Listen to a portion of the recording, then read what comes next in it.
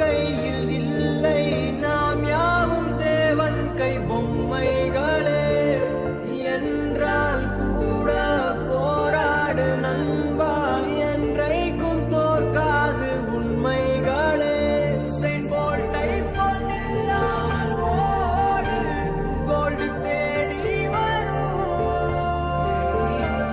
உந்தன் வாழும் ஒலிம்பிக்கை போலே வேர்வை வெற்றி தரும். நாங்கள் ரிஷியும் இல்லை, ஓர் ருஷியில் சொன்னோம் முடிச்ச.